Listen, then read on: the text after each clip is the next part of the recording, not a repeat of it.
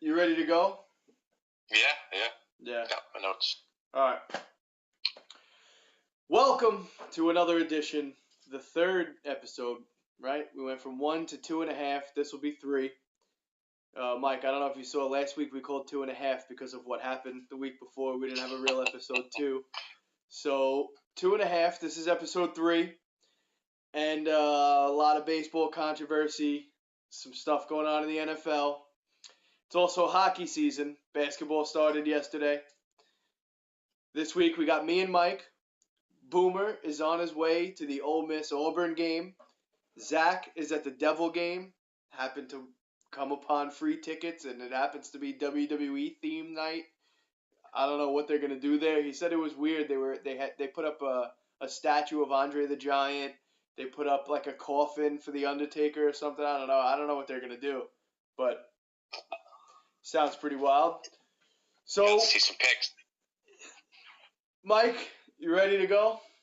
Because we're going to go into baseball, and neither of us has anything really to cheer for. I don't know about you, but as long as the Red Sox are in it, I have a team to cheer against. So I guess, Good. Listen, Acuna, Rookie of the Year. So I got that to look forward to, or be happy about. You told me his name in what, February? I said, draft him, Ronnie. Take him, I'm telling you. And when I was about to take him in the same round, someone took him. But I told the kid I was with. I think I said get him in the 9th. I don't remember where he went, but I told my friend that I was splitting the team with, and he was like, no. I'm like, dude, come on, I'm telling you. And we were ready to draft him, and he went, and he was gone. But let's talk about the teams that are left. Let's start in the American League. Boston Red Sox, Houston Astros, and Joe West, I think you could call probably the third team involved in this in this ALCS. The worst umpire, him and who's the other one? Angel Hernandez, right? Is pretty bad. Angel Hernandez is way worse than Joe West. So Joe West is pretty bad. Had a good game, I think. Joe West is pretty bad. Angel Hernandez is pretty bad. They both have some memorable bad calls. I mean, blown perfect games. We don't really have to get into it. Yeah. So let's start with the Jose Altuve out as it was recorded. Fan interference call. Look, to me, it was over the fence. They're saying Mookie Betts had a chance at catching it, and it wasn't over the wall, and that the fan actually closed his glove. But that doesn't really make sense because I don't know if you actually saw the rule, Mike. It was going around Twitter. Everybody was tweeting what the actual interference rule is. And I don't have it in front of me. I probably should, but I don't. But more or less, it says that if the ball is in play and somebody leans over the wall and interferes with the player, his equipment, the glove, or the ball, it's an out. The batter's out because he interfered with a player trying to make the play. Fair enough. Pretty standard.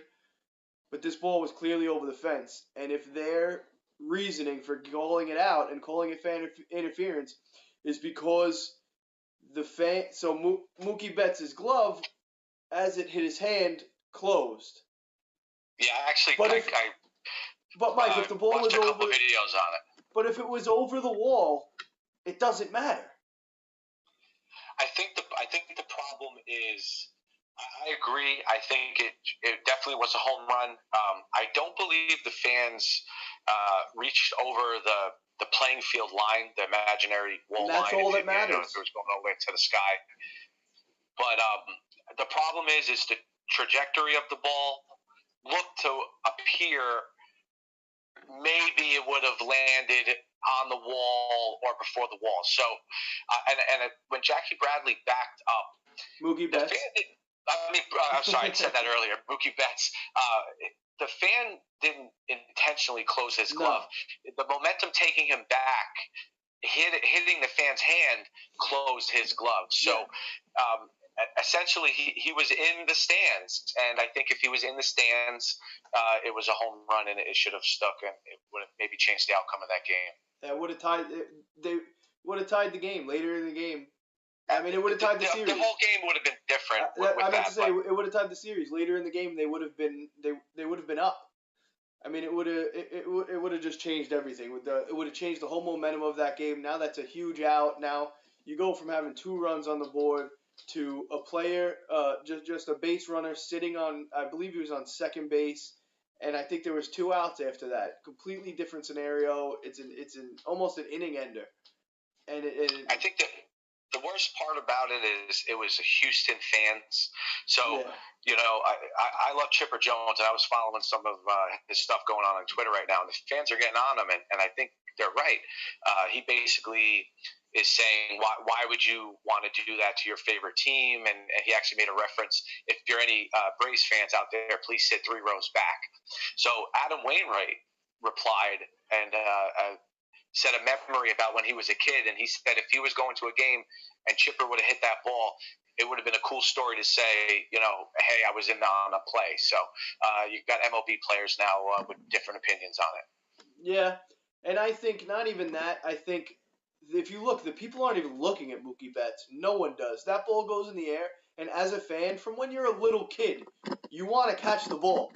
I mean, that's why we go to the ballpark when we're kids. You want to catch a foul ball, a home run, anything. And I want to as an adult. Right, exactly. and it's not. They didn't do it like you said intentionally, and they didn't even. It's almost like they knew he was coming, but they didn't really see him coming because they wanted to catch the ball. That's all they were trying to do. I think one guy had the angle, the one on the right. The guy who actually leaned towards them, yeah. But the guy who actually interfered, I don't think so. He wasn't even looking at him. He was in the stands. That's my opinion. You're right. It was in the stands. And I need my cat to stop pushing that, please. She keeps rubbing against the table I have the camera on. Let's go over to the National League. Brewers, Dodgers, and the Brewers did something kind of interesting. Didn't work out because they still lost the game. I mean, I guess that's what happens. Clayton Kershaw finally looks like he might be in regular season form in the postseason. Wait, come on. You got to stop it, please. Yeah, I know, but... Listen, it's funny your cat's interfering. I saw this funny skit for 6 minutes about a guy why he likes cats more than dogs. I'll send it to you after the show. It's pretty funny. Okay. All right. I'm not cutting any of that out either. That's all staying in there. But so the Brewers against Clayton Kershaw decided to basically have a bullpen game, but they didn't tell anybody they were having a bullpen game. They started Wade Miley. He comes out, left-handed pitcher, facing a left-handed leadoff man. And that's it. Doesn't face another batter. Comes out of the game. And he's actually scheduled to start tomorrow for Friday night's game. It didn't work out, like I said. Clayton Kershaw is a Hall of Fame pitcher. Arguably, by the time he's done, one of the greatest of all time. If they win a World Series and he is playing the way he did yesterday and he's actually contributing like he does in the regular season, I mean, the guy's a Hall of Famer. And I think it's going to be Dodgers-Red Sox in the World Series. And I think that's exactly what Major League Baseball wants. And obviously I'm not rooting for the Red Sox. Yeah, I didn't see the game. I read about it. I think it was Counsell getting cute, trying to make a name for himself with a flashy play, putting him out there for one batter. The Dodgers lineup the other day was primarily right-handed batters, so I don't think he had any intention on throwing Miley. I think it was all for show. Like you said, it backfired, and now he's in the hole, and he's got to win 2 games in a row to advance. I'm hoping it's still Milwaukee and Houston. It's not looking good, but I've seen stranger things happen. It's going to be interesting. Kershaw has been unbelievable. He needs this playoff run for his legacy. He can't be known as the Peyton Manning of the sport. You got to be good in the postseason, and this is his time to shine. I knew you were going to say Peyton Manning. Best regular season quarterback ever. One thing we didn't talk about, Well, arguably, I guess we could kind of say Dan Marino might be the best regular season quarterback since he never won a Super Bowl, right? Unfortunately, but Yeah, he had a couple playoff runs, but yeah. not enough. One thing we didn't talk about that I forgot to bring up with the ALCS is all these accusations of the Houston Astros cheating. Did you look into this? I did not. That's one I didn't have a chance to, but it's stealing signs in general. It's not illegal. Well, it's not just stealing signs. I looked a little more into it. I looked a little more into it from when we spoke before the show. They're like a lot of teams in baseball are pissed off at them, and apparently when they played the other series of the playoffs, they were warning teams and like they were getting phone calls, and teams like during the season were being warned about like the things that the Astros do, and like I said the other day they had apparently a guy with a camera that worked for Houston over by the Boston's dugout, and he wasn't supposed to be there. He didn't really have permission to be there. Got his way through, weaseled his way in, and their explanation to Major League Baseball of why they do this is because they're actually there to counteract in case anyone is spying on them. I mean, it's obviously bullshit. I don't like that's like basically saying no, he did it. Like I don't. It's crazy. But Mike, and I know you're gonna say again about the stealing signs, but it was about more than stealing signs. They were talking about scouting reports. I mean, if you remember last year, Yu Darvish was one of the best pitchers in baseball. Houston rocked him. Everybody rocked you, Darvish. Fair enough, but he stinks. But that's now, the arguments that I'm reading about. You got to go back and look. There's been times where teams disconnected the other team's bullpen phone malfunction. Teams cheat all the time. The Red Sox with the iPad and the Yankees with the Apple Watch, and it's competitive advantage. Teams are trying to look for the gray area to get the most information they can. A lot of times they get caught. I forget which team it was. I think it was Arizona, something with I remember reading a year or so back that their whole scouting report of the minor league and everything got stolen, hacked. People are also messing with spin reports on of the way pitchers are throwing balls, especially in the minor leagues. And they said if you take a pitcher and you see like Justin Verlander, you could compare how he pitches at in Detroit or in City Field, and you could look at every stadium and you could figure out exactly how he throws the ball. But a minor leaguer, if a team wants to scout a minor leaguer, they'll get the information and whatever. But once they trade for him and they get him, and they're maybe when they see him, like I was reading here, it said that they'll say, oh, this guy has a 91 mile an hour fastball, but the spin rate is ridiculous, so go get him. And then they'll trade for him, get him, and then go, what happened? I thought his fastball was better than that. So, and they're saying a lot of that is being done by Houston, is what I was reading here, actually on SBNation.com.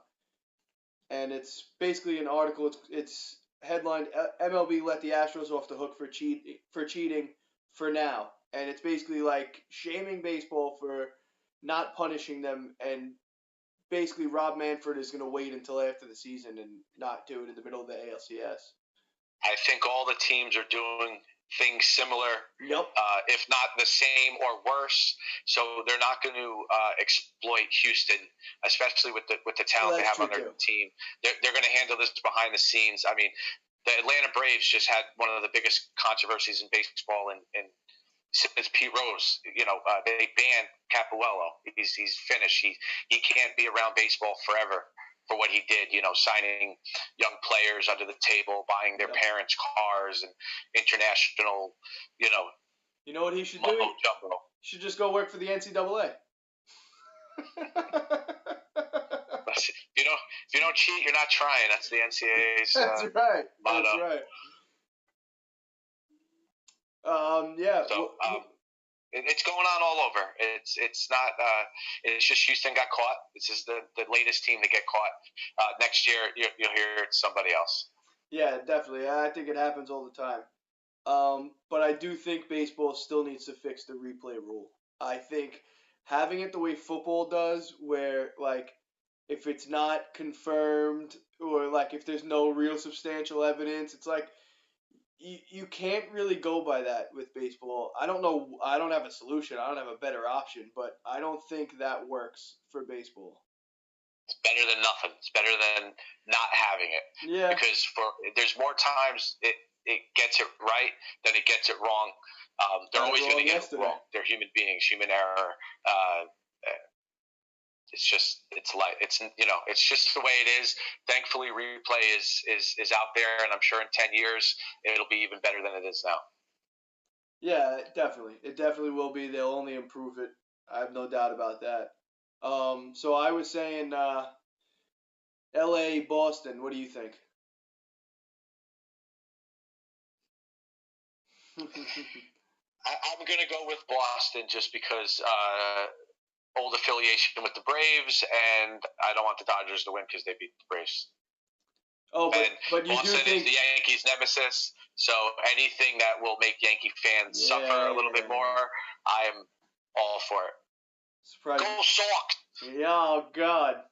I went to a game once. Me and my cousin woke up one morning and he said, "Ron, you want to go to the Red Sox Yankee game?" I said, "Sure." It was like the third to last game, I think, before they were leaving the old stadium, the Yankees. And we go to the game, but the best part of the story, I mean, we scalped tickets, paid $40 to sit 14 rows behind home plate. It was pretty awesome. But the best part of the story is that my cousin was yelling at Big Papi and everybody, but he was wearing a shirt that looked like a Red Sox shirt. It was black with the red lettering, except on it it said Boston Sox CAC. It was pretty good. It was a pretty good one. It was a pretty good one. Did you make it out of there alive or what? We were in Yankee Stadium, of course. Okay. Yeah. No, we were fine. I have been to Fenway though. I actually do like it there. So basketball started a couple days ago, but for us it started yesterday here in New York. The Knicks looked impressive, 126 to 107 against the Atlanta Hawks, who are not very good. I mean, they looked good. They played good defense. They played fast. But I'm not excited. This doesn't do anything for me. I don't know. I mean, they started off really well last year. It's a young team. I'd rather have a team young, fiery. They want to play, they want to practice, they want to get better. Than sometimes having the overpriced star that's really doesn't care anymore because he got his money. Well, I'm impressed that they're starting off 1-0. It's always good to win rather than lose. But I'm impressed with Vince Carter, 21 years in the league, playing with the young men out there for the Hawks. I thought that was pretty cool to see. Starting. I mean, what? First of all, I mean, are they that bad? Are they that bad that Vince Carter's a starter on that team? I love Vince Carter, but seriously, at one point he was being double teamed. I forgot who he was being double teamed by, but it was two of the Knicks' younger guys, and them two combined were still 2 years younger than Vince Carter. Crazy. It's nuts. It's crazy. Nuts. He's a Hall of Famer, man. He's a definitely Hall of Famer. But they played well. Like I said, Hardaway had 31, 6 rebounds, 5 assists. Trey Burke came in with 15 points. I mean, they scored 126 points. Just about everybody was in double digits. The ones that stand out are Hardaway, and that's about it. Nobody else was really close. The next highest was Cantor with 16. Like I said, Burke had 15. Hazonia had 15. And actually, did you watch the game at all, Mike? Because the kid. No, I didn't have a chance. Mario Hazonia, Italian kid, I believe, is pretty good. I mean, he hit some threes in the replays. Yeah. Looks like he has some range on him. Yeah, he's a pretty good shooter.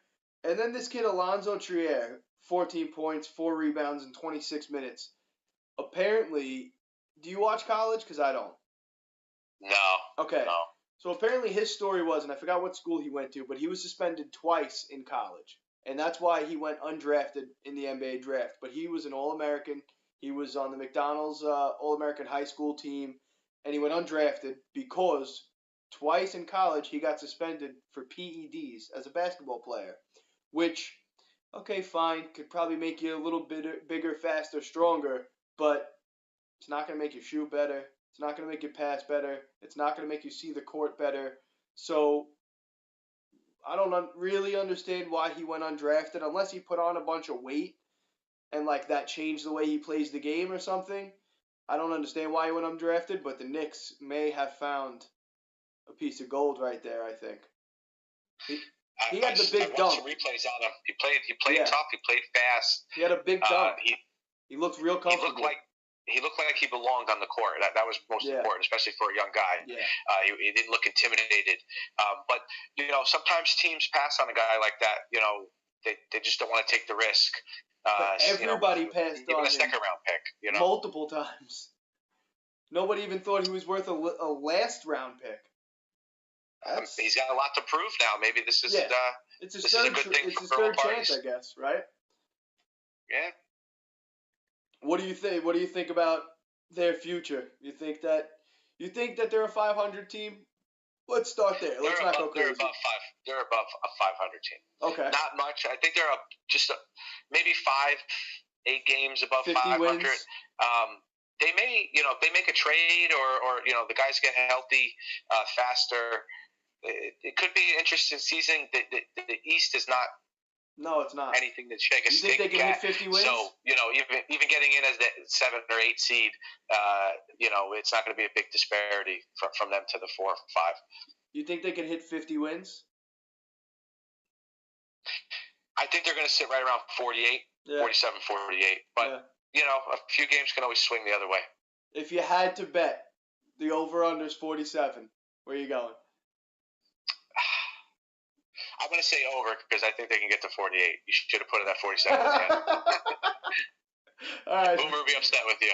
Yeah, true. That's why I don't do lines. Let's go to football because there's so much to talk about. Football season is just the best time of the year. Let's start with the Giants, and it's something that I didn't mention to you before. I texted it to you, but I didn't mention it to you when we were talking. I got a little sick when you said that. But I just want to talk about the back and forth between – it's not really even a back and forth, but Odell Beckham and John Mara, because it's kind of interesting, and I'm fully on John Mara's side. He said Odell needs to do less talking off the field and more playing on the field, and I agree. And people are taking it as like he's blaming him for the offense, and no, it's just that Odell's an attention seeker, and whether it's warranted or not, he's getting all the attention, and he's going to get the attention from the cameras and the media and everybody, and he does need to shut up, and he needs to grow up, and the guy just got paid, and that's it. He needs to stop talking about how much he doesn't want to play there, because it's just, that's just crazy to even be saying. You're not going to go anywhere, most likely. By the way, I'm going to throw something at you at the end of this conversation, a trade scenario that I threw out last week on Twitter. I'll see what you think about it. It involves Odell Beckham. But, yeah. Okay. Then they just released a video of Mara getting mad in the press box and throwing a chair. So now they're saying, like, how could you tell him not to act up if you are? I mean, maybe because he's paying him all these millions of dollars. I mean, I think he's allowed to get upset. The difference is the commas. Right, exactly. And which one of them signing the check? Comma or two, so. And one signing the check, the other one's depositing them. I mean, come on. All wide receivers are prima donnas. Yeah. They think that they are the quarterback when it comes to the attention, and they're the first one to turn on the quarterback when he's not playing well, or perhaps the offensive coordinator's not calling enough plays to him, or he's blocking too much. So that happens often. The man fleeced the Giants for $65 million guaranteed, $95 million total. I think his contract was somewhere around there. While acting like an asshole with the video of the girls and all that, and the boat, and with all this stuff still going on, they still paid him. Tom Coughlin would have not given him that contract back. They would have either traded him or he would have whipped him into shape. It's leadership. It starts at the top, and I think it's the people that Mara put in place that's kind of letting that nature, that environment to fester. Old Giants were not about that. You had leaders on the team, Strahan, guys like that would have put him in his place really fast. You don't have that on that team right now. Eli, I don't think It's not Eli. has the respect of the locker room anymore. I think they all know that he's kind of done. They had Antrell Roll a couple years ago, who was the real leader of that whole locker room. Beeson at middle linebacker for a couple of years. Yep. You had some guys there that would be leaders in the locker room. But Coughlin ran a military style. If you're not 5 minutes early, you're late. I love it. Exactly. I loved it. Exactly right. No social media. I don't think he was big with that. Nope. But times are changing. Players are different now. There's more interaction now with the fans. So you have these guys that feel that they're a lot more popular than maybe they really are. Yeah, they're actually. It's almost like it was, and I wasn't really like alive during this time, and you were still like a little kid. But it feels like what I see kind of happened in like the 80s and like early 90s when these guys first really started to become celebrities, like the Deion Sanders, and and that's kind of what it feels like, almost like the next version of it. Now it's LeBron James is coming out on stage with Drake in front of tens of thousands of people and basically performing with him and dancing on stage with him. Odell Beckham, like you said, these guys think they're like more popular. Well, they not that they think they are more popular. Well, yeah, it's also the money. It's also the money. Absolutely. That's the difference. But how much more they can interact, it does give them more of a presence and more popularity, and ultimately does get them more money. Definitely. Trade scenario I'll throw out to you. Real life or fantasy? Oh, this is real life. Okay. So I'm talking about the Giants getting rid of Odell, bringing in a quarterback of the future, all in one trade. We're going to bring in a quarterback of the future. We're going to get rid of Odell, and we're going to bring up. We're also going to bring in a Pro Bowl running back to pair with Saquon Barkley. Trade him to the Saints for Teddy Bridgewater and Mark Ingram. And it's not straight up 2-for-1. Obviously, whatever it would be, like, they'd have to work out picks and whatever to even out the trade. But just that would be the base of the trade. Come on. No way. Why not? Listen. Because they just gave the man $65 million guaranteed. He's going to finish his Get Drew Brees a Super Bowl. Another one. Then you're going to have to pay these other guys to come over. And to me, Teddy Bridgewater, not the quarterback of the future. But But imagine that on the other side. Drew Brees, Michael Thomas, Odell Beckham, Alvin Kamara is better than what they have now. But listen, Kamara goes down with a knee injury. They are screwed. But just like you always said, you always said, running backs nowadays, committees, tandems, it's next man up. Look at James Conner. They could survive without Kamara. That's the exception for the rule. It's that these are special backs. Kamara is a Look at Kenyon Drake last back. year. What was that? Look at Kenyon Drake last year. We're going to get cut off in 10 minutes, just so you know, so I'm going to reset, and then we'll do it again. Okay. But, yeah, look at Kenyon Drake last year. Replace Ajayi. Listen, there's running backs put up similar numbers. It's always, the next year you have a group of guys. Kamara's special. I agree. But so is Le'Veon Bell. But I don't think the Giants would be up for trading OBJ for that. And, I don't think the Saints would be either. Even if you take Teddy B for 2 years, 3 years, while you're looking for your quarterback. Because they're not going to find a quarterback now. There's nobody for them to get right now. This season's over. I know. They're done. They might as well tank and get a high pick. And who are they drafting? I mean, I don't really watch college, but who's really... I would have to check on that. Boomer will probably be able to fill us in next week. Yeah. But from what I know, I've heard that this isn't really a quarterback class that's coming out.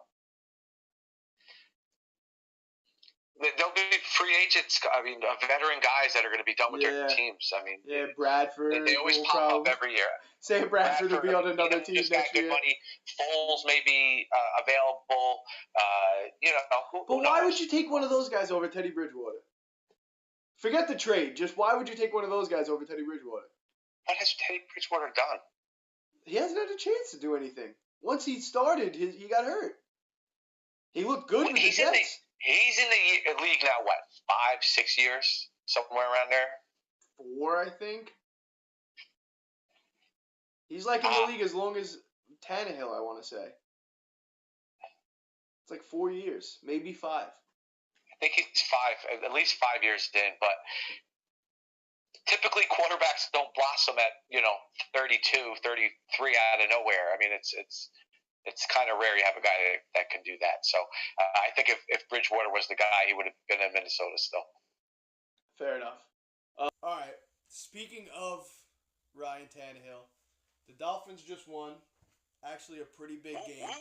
Pretty big game. Keeps us at 4-2. Still tied. Not really, but still tied. We're tied record-wise. I don't care about the tiebreaker because a loss will be coming down the line. That's right. As soon as we get them in Miami, we'll even out that head-to-head. We'll be good. Extra strippers at their hotel. Yeah, right. Or get them off their game. Or just send Tom Brady's son to his room because he'll just make out with him all night. Ew. That was weird. That shit was weird. No. Yeah. And listen, I just had a son. I'm not allowed to kiss up in the mouth yet because he's still young for germs. Fair enough. Shit, but his kid was like older. I can't say when I'm going to stop, but I'm sure he's still going to be a baby. Yeah, right. His kid was older, and it wasn't like a all right, good night. It was for a little bit too long. It was just a whole weird thing. He held it. Hey, he was in the pocket. It made me really uncomfortable. Really uncomfortable. But let's go back to other things that make me uncomfortable, like the Miami Dolphins, usually on Sundays. After that ugly loss to Cincinnati, came back without Ryan Should be Tannehill. 5-1. Sorry to cut you off, but. But you know what? We should have lost this game, though. So, people were telling... Huh? Touche. Yeah, because that's what people were saying to me. People were going, oh, well, Miami shouldn't have even beat Chicago. And I said, you know what? My answer to that is, you're right. Miami shouldn't have beat Chicago. But Miami shouldn't have lost to Cincinnati. Either way, we're 4-2, so take whatever game you want. So, it doesn't matter. But it was an ugly loss. Came back without Tannehill, shoulder injury, and it's not good. Probably going to keep him out for at least 3 weeks. He's definitely going to be out this Sunday. Osweiler's already the starter, and they're already basically ruling him out for next week. It's more than likely that he's not going to be there for Thursday night. But let's talk about what just happened. Osweiler threw for over 300 yards, 3 touchdowns. Kenyon Drake almost blew it. Fumble at the goal line. Frank Gore saved us.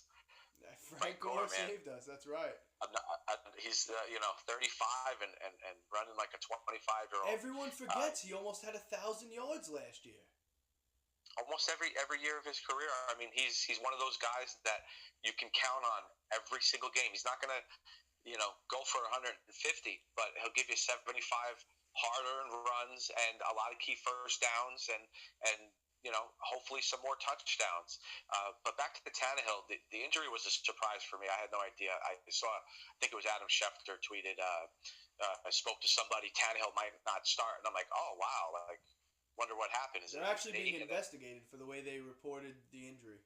Yeah, it was really late. It was like 11 or so when it came out.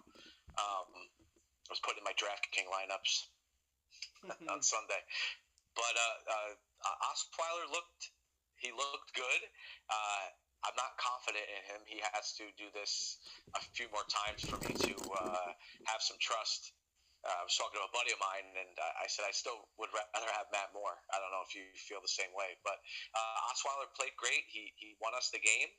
We got super lucky with that fumble. He had a few interceptions too. On the what's that? I mean, Osweiler did throw some interceptions. He did, but every quarterback does. In this NFL now, it's a passing NFL. Yeah, but there's still a lot of people I would want behind center before Brock Osweiler. I mean, I'm really nervous about Sunday. I don't know how you feel about it, but I don't know. Is Devontae Parker playing? I mean, probably not, right? We could just assume he's not playing. I don't think we need him at this point. We never got did. good chemistry with the guys that we got. I think the smaller receivers are giving some of these defensive backs and linebackers problems. Wilson and Grant are running around there like it's a middle school schoolyard football. Yeah. They catch that ball 7 yards, 10 yards, 15 yards out. Just picked up Wilson in fantasy. You do? Yeah, I just picked him up. I didn't want to at first because they have so many weapons to throw the ball to. And, I mean, who's Albert Wilson, right? But he's going off. I think you have to pick him up. He's at least a bench stash. I mean, we knew he was going to get involved early, but it was supposed to be equal between him and Amendola, and Amendola's, invisible right now. Dolphins are playing okay football. Defense is looking a lot better. I'm most impressed with the offensive line. I watched some video clips, specifically the way they picked up blitzes. Chicago's not a weak defense. They're top 5 defense in the league. Khalil Mack had an MVP game every week except last week. Yeah, I mean everybody though. They played well. They stopped them, and a win's a win. We'll take it. 4-2 going into Detroit. That's right. That Detroit defense scares me a little bit. Not gonna lie. Just I had them checked off in the preseason when I did my win or loss for the Dolphins. I have this one as a win. Particularly now, no Theo Riddick, so I'm not too concerned with the dump passes, the screen passes. And so it's going to be Kerryon Johnson. We played well against the run recently, so Matt Stafford throws interceptions, and that's what I was going to say. We know they can't really run the ball. I don't really care about Kerryon Johnson. They're still the Lions. They're still going to do the same thing they usually do. They're going to look to put the ball in Stafford's hands. That's what they're going to do. Their receivers aren't as great as they've had in past years. Their defense is the best part of that team right now. With the Dolphins' shady offensive line, it's the only thing that makes me nervous for this game. I think Kenyon Drake has to play better, look more like the runner that he did in overtime, besides the fumble at the goal line. But after that, he did run downhill and was getting us the yards we needed. He won us that game for us the second time around. That was huge confidence boost for him, and I give Gaze a lot of credit. Absolutely. Because a lot of coaches, after that fumble, that young man is not seeing that football for the rest of the game, and that could tarnish somebody for their career. If that's New England, he might not see the ball again for a few weeks. If that's the Patriots. In New England, forget about it. He'd be finished till week 16. Yep. But he redeemed himself, and I think that's a great confidence booster. I think maybe now the light bulb's on. I hope Frank Gore's in his ear a lot. That's what I hope, and I think that's partially why he's there. Veteran presence, yeah. Yeah. They almost flipped roles so far this season. It looks like Drake is the number 2, Gore's the number 1. The carries have flipped. You see Gore getting 13, 14 carries. Drake's getting about 8. He's still getting the dump-off passes and the screen passes, which I think Miami throws way too many of, whether it's to him or the wide receivers. I think we're throwing the ball way too much to the sidelines and not enough down the field, and I think that's a detriment to how they feel about Ryan Tannehill throwing downfield. And I know he doesn't have the greatest long ball, but me personally, I think Ryan Tannehill is one of the safest deep passers in the league, where he won't throw the ball on a sideline route. He'll throw it to the sideline side. He don't really underthrow guys. He'll overthrow guys. He's one of the safer missers, I guess. He has safe misses when he throws down the field, and I think he's gotten better. He has. He's definitely gotten better, and I think who helped him a lot. I think honestly, even though he also hurt him a lot, I think Mike Wallace helped him a lot with the deep ball, because he used to hit Mike Wallace on a few. Yeah, but he complained too much because he wasn't hitting him enough, and I know. Mike Wallace got the boot, and then his career was over. I think it's a copycat league, and I think Gaze is trying to be a little bit like Belichick. I mean, if you look at Brady, he doesn't really throw the deep ball. He's a dink and dunker, 10, that's why that tight end 15 offense bubble screen. I think they're trying to copy what the Patriots are doing, and I think it's working to an extent. I think Gase should open it up a little bit more. I think we have the weapons, the speed for sure, to throw it more deep. But you got to run the ball well. You got to play action well. You got to do things better to be able to throw the deep ball. All right. One last topic before we get into the NFL picks of the week. Le'Veon Bell, as far as I've heard, has still not spoken to the Steelers. He was supposed to be coming back week 7, I had originally thought. I guess that's not happening. I did read that Roethlisberger said even if he does come back, he can't play. He's not going to be football ready for at least 3 to 4 weeks. He's going to be at least 3 to 4 weeks out of being football ready and in game shape. So, in Roethlisberger's opinion, that gives James Conner more time to play and get better. So, I think the locker room is almost fully turned on Le'Veon Bell at this point. There's probably a couple of guys who still support him. We know Antonio Brown is one of them. But trade rumors right now have him going to the Eagles, and I've read where people are shooting that down, and some people are saying it's going to happen. Bart Scott thinks it's going to happen, and I think it's going to happen because they restructured a huge contract to make more room for another one. And they restructured Fletcher Cox. And, I mean, Fletcher Cox, if you're a football fan, should be basically a household name. He's one of the better players in the NFL. Everybody knows who he is, especially after the Super Bowl win. You know, a lot more of their guys got more popular, and he was one of them. And, I don't know. I think it makes sense. And I think if they do sign him, man, we might be looking at a dynasty. They might win 3 out of the next 4. Yeah, I mean, it's interesting. Who knows? I mean, of course, the sexy place to go is Philadelphia. They just lost their starting running back. Their quarterback's just coming back. They're coming off a Super Bowl win. But, he can just as easily get traded to the Colts. They can use the running back, too. Which I think would be great. But I think definitely he's not welcome in that locker room. I think all the players, not only mad at him, I think Connor earned his stripes, and I think they feel good with him on the front lines with him, with the team, and they're moving forward as a team as they should. So it's good for the Steelers because they're going to stick with their guy, but they should have thought about this ahead of time. You could have got a boatload for Bell if you traded him in the offseason. You're talking 2 first-round draft picks for the coming years. If they traded him before the draft, he might be a Jet. How about that? And Teddy Bridgewater might be their quarterback. No, seriously, think about that. Because they wouldn't have drafted Sam Darnold. They probably would have traded that pick for Le'Veon Bell. Everything happens for a reason. So looks like Jets got their quarterback. I mean, I hope he doesn't develop as fast as everybody wants him to, just for the Dolphins' sake. But I think he might be one of the better ones in the class. Yeah, well, I'm rooting against him as long as he's wearing green. So you're darn tootin', baby. Darn tootin'. All right, let's go. Week 7, NFL picks. We're gonna go through each game. We're gonna do it a little quick because we're right around an hour. I keep looking back at the ALCS game. Boston went up 1-0. Middle of the third. Miley still in or wrong game? Said Miley. No, I meant Price for Boston. Yeah, it's only 1-0. I didn't see if they took him out, but I doubt it. They don't do that bullpen stuff. All right, week 7 in the NFL.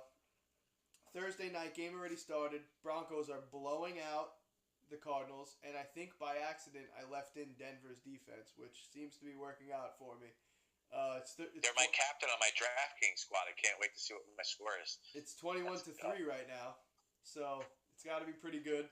Second quarter just started, 14:50, so it's 10 seconds into the second quarter, so it could still blow up in both of our faces. But let's start. Sunday, 9:30 a.m., so I guess that's a London game. I don't know. Yeah. Yeah, I didn't know they were playing another London game this weekend. That sucks. I hate those games. The 9:30 a.m. games, they're terrible. They're horrible. Yeah, I think there's a few. I think there's 3 total this year. Yeah. It was weird that last week's was at 1 o'clock. The Raiders-Charger game. Yeah, I didn't notice that. Yeah, typically they are early, like 9:30, 10 o'clock start, or Eastern. America's time. American time, that's right. All right. Tennessee Titans, Los Angeles Chargers. I think the Chargers take this one. They're just a better team. Tennessee has problems, a lot of problems on offense. Defense looks okay. I like Mike Vrabel. Don't like Mariota, and I don't like their offense. Yeah, Chargers roll in this one. They win by 2 scores easily. Maybe Tennessee scores 10 points if they're lucky. I see like a 33-10, 33-13 kind of game. We need Boomer here because you think they're going by 2 scores, so I doubt the spread is 14. It's probably, I mean, that would probably be a safe bet then in your eyes. Yeah. I might play. I'll be in Jersey on Sunday, so maybe I'll all right. play a ticket or two. Carolina Panthers and Philadelphia Eagles. Good game. I like Philly here. I think they're gonna get on track, and I think they're a better team than the Panthers. I don't know. I feel like Cam Newton has a tendency to lose these kind of games where their teams are evenly matched up. I like Cam. He's one of the harder throwers in the league. He's got a rocket arm. But I think the Eagles they're ready to go. I think the only thing stopping them is that run game. And if they could get that offense flowing, even if they do it, Carson Wentz throwing the ball 40, 50 times, who cares? But I think they're going to pull this one out. I think it's going to be a close game. I think these two are going to be it's going to be a gritty game. They're going to be a lot of big hits. I don't think it's going to be a high-scoring game. I think they're going to be able to stop. Philly's going to be able to stop McCaffrey, or at least try to contain him rushing-wise. So they're going to put it to Cam with his arm and his legs and have him beat the secondary. But it's going to be like a 19-16 game. Wow. But I think Philly wins for sure. Mike's giving spreads, giving points. I'm here. That's what I'm here. We're gonna go back to the tape and see how awful I did. Yeah. Minnesota Vikings, New York Jets. I think we're both gonna say Minnesota's gonna win, but I think the Jets defense. See, Minnesota has a problem. They've been up and down all year, and I think if they're playing down, then the Jets have a chance just because their defense is good enough. But if that offense scores 24 points, game over. Game over. And I'm taking Minnesota. I think they're going to be able to do it. I think this one actually, it might be a high-scoring game. I think it's going to be like somewhat of a shootout. Minnesota can score at will. Thielen is unbelievable. Cousins is just going to get better as he gets that offense down more. And he's throwing the ball a ton. He's throwing the ball a ton. Murray's running well. But the Jets, I mean, they're playing pretty good. I think this is a 27-34 game. 27-34. Really? You think it's going to be that close? One touchdown, huh? Yeah. Okay. Buffalo Bills, Indianapolis Colts. Neither team really looks that great right now. Who's starting in Buffalo? I think they're talking about Derek Anderson might be starting. Just based it's not Peterman or whatever his name is. It might be. I think right now it's Peterman, but I read reports that the locker room would rather have Derek Anderson, and it's kind of like they're looking for the front office to almost give them a sign of life by changing the quarterback and not putting Peterman in after how terrible he's been. I think just based on the fact that Derek Anderson is even in the conversation, let's go with Indianapolis. Indy rolls in this one easy. Yeah. They win by 2 scores. Let's call this one 24-10. I like it. I'll go with that. I'll stick with it.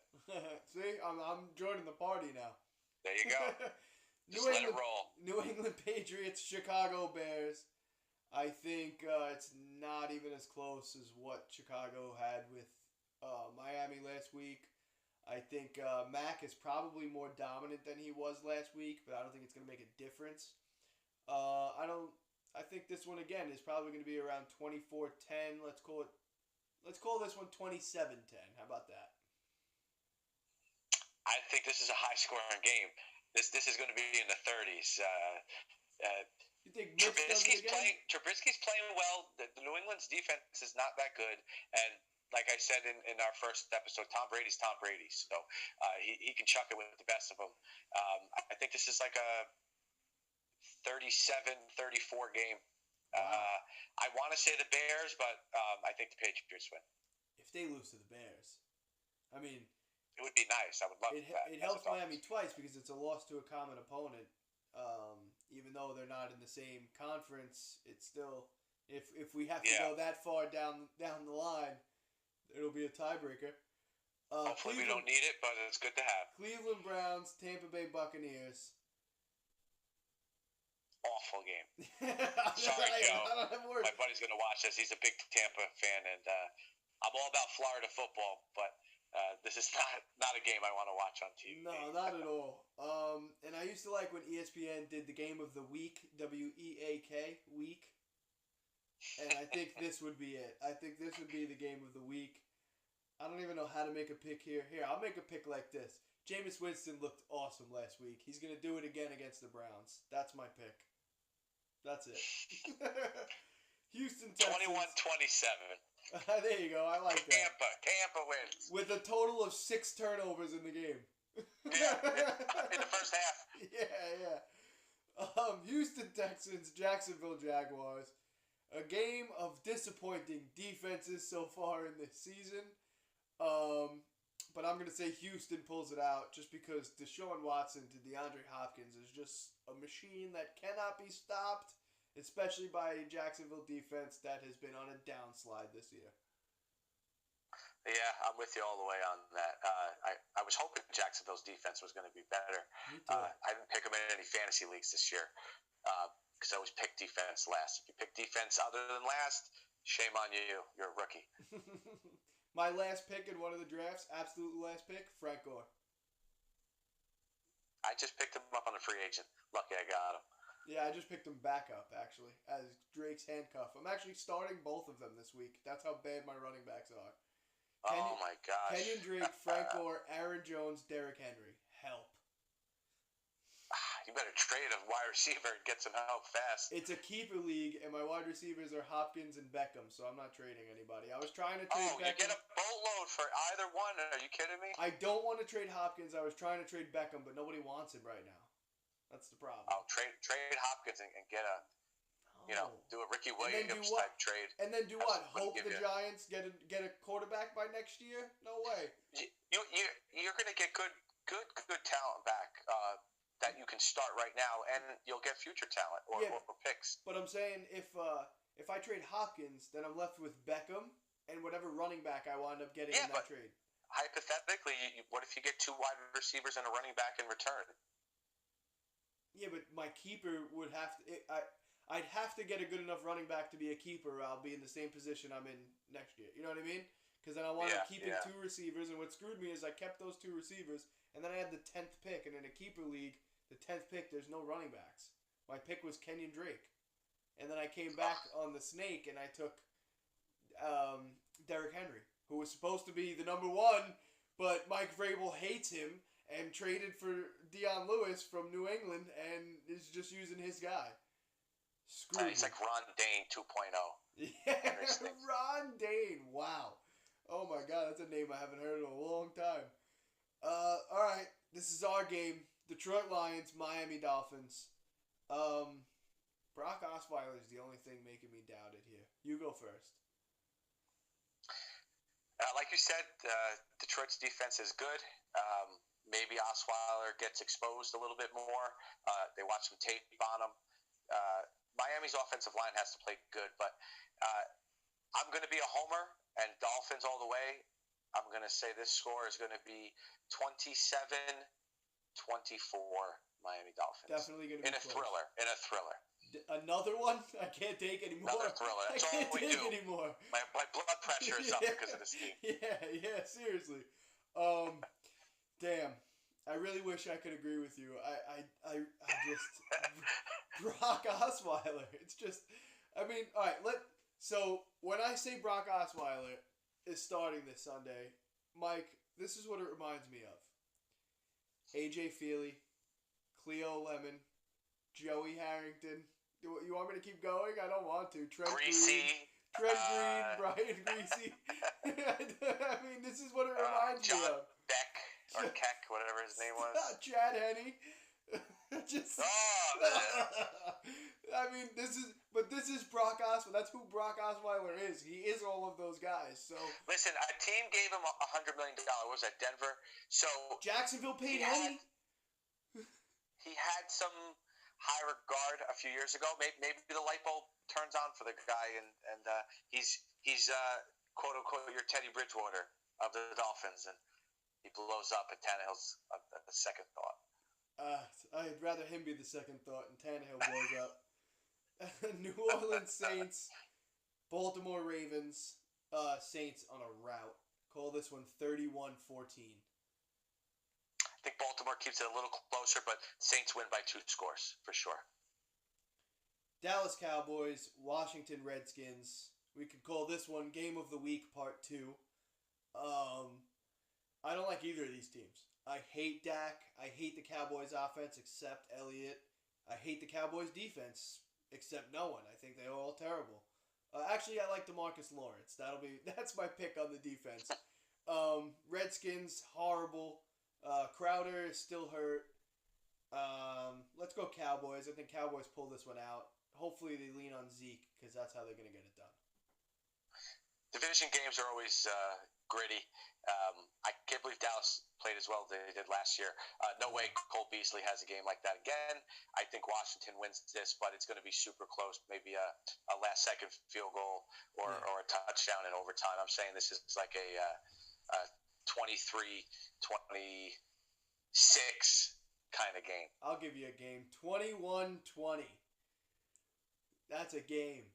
That's what I'm saying. With a last-second field goal to win it by the Dallas Cowboys. I'm even calling how it finishes. How about that? All right. Let's run the tape. Los Angeles Rams, San Francisco 49ers. I mean, do we even have to pick this game? Should we waste our time? Rams. Next. No. Rams for the obvious reasons of being the best team in the NFL. And that's I think Gurley rests. He doesn't play the fourth quarter. Oh, very possible. Very possible. What do you think a score is here? Oh God! I mean, it depends. How much do they want to score? I think the Rams can get into the 40s. I think it's gonna be like a 41. Yeah.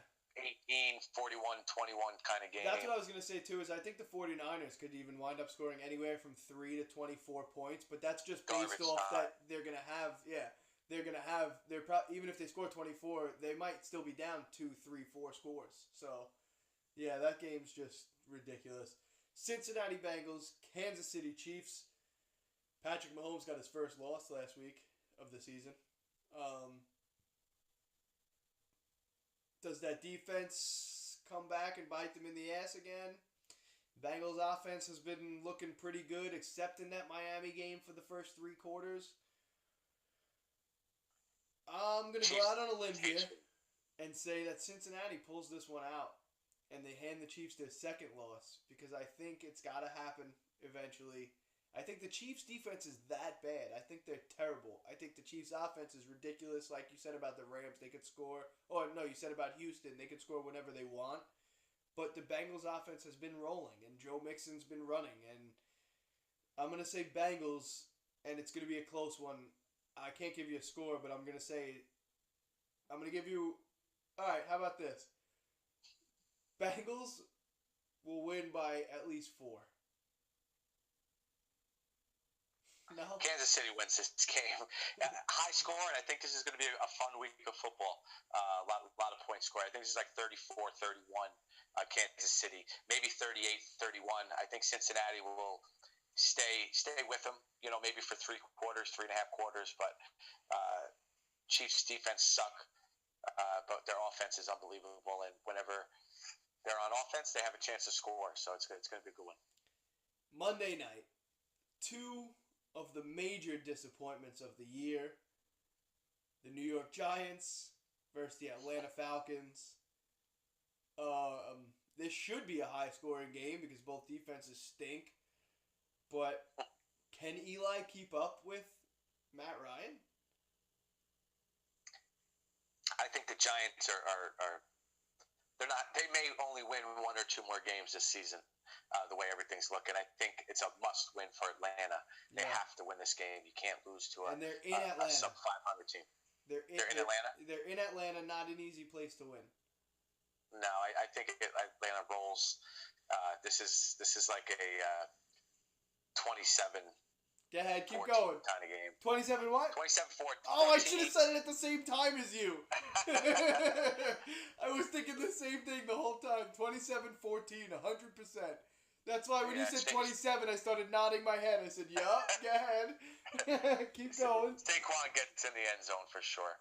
He might even score both of them. I hope Odell does too, because I need it. I need it so bad. All right, that is what we got for the week. We will be back next week. I didn't give any of the social media at the beginning of the show. Whatever. Oh shit, I changed it. I forgot what it is. On Twitter, it's at WeTheFans_Ron. On Instagram, it's at WeTheFansNetwork. That's what it is. On YouTube, search We The Fans Podcast. On any podcast app, iTunes or Apple Podcasts, whatever it's called now. Google Podcasts, Podcast Addict, whatever, CastBox, Spotify, We The Fans Podcast. You want to be on the show, let us know. We'll take anybody. There's only 2 of us. We could have used 3, 4, 5 more people. It would have been fine. We would have been good with that. We did great, Ron. Well, I think we did too. We did good. Hey, good job. Hey, good job. Good job, you. You know what? You're a Dolphins fan, so am I. Look at that. That's it. Hey, a Dolphins fan dominated episode this week. That's the way I like it. And we'll be back next week. Let's go Astros. And, yeah. Let's go Sox. No. See you next week.